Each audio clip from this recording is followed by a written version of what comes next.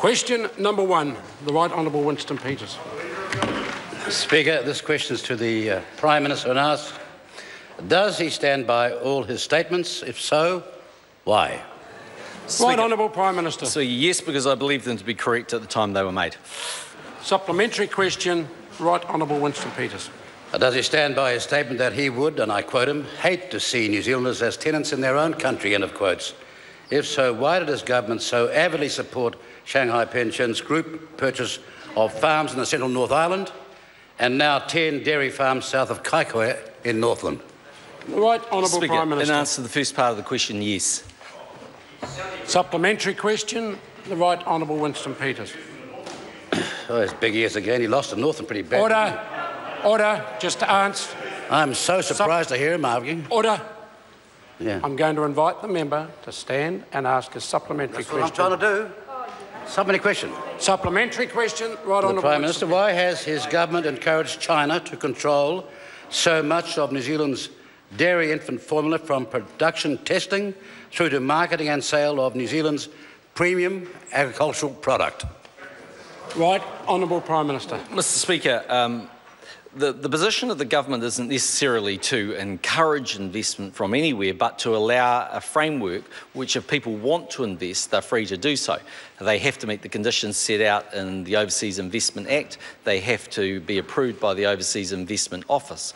Actually, the government thinks investments by Ely and Yashili and Bright and others have actually been sensible investments, in the same way that we think Fonterra's investment in Benningmate was also a sensible investment.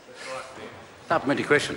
Supplementary question, Right Honourable Winston Peters. When will the government or the national government understand the law of supply and demand, which sees Auckland housing demand massively inflated by record levels of immigration into Auckland and record levels of buying Auckland homes by offshore interests, and do what the Australian federal government has done?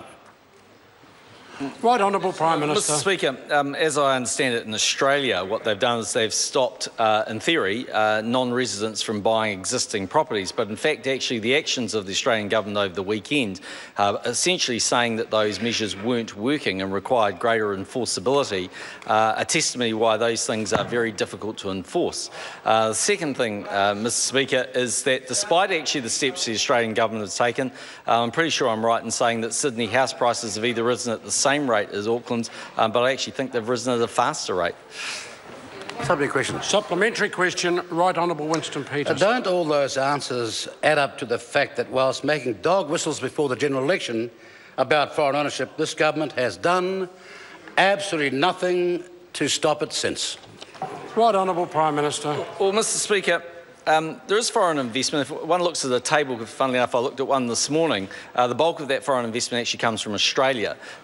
China actually, if the member's being specific about China, is actually quite a small investor in New Zealand. But, Mr. Speaker, interestingly enough, what I think is really important is that anybody that comes to New Zealand to invest from overseas follows the Overseas Investment Act. I'm interested to note, of course, the author of that act was the Right Honourable Winston Peters. Point of order. Order. Point of order, the Right Honourable Mr. Speaker, the answers to parliamentary questions are meant to be terse and to the point. That last statement was a demonstrable lie. Order. I'd also be grateful if the member could equally ask short and terse supplementary questions. Does the member have a further... Question number 2, Tim McIntyre. Thank you, Mr. Speaker. Very busy. My question is to the Minister of Finance. What reports has he received on...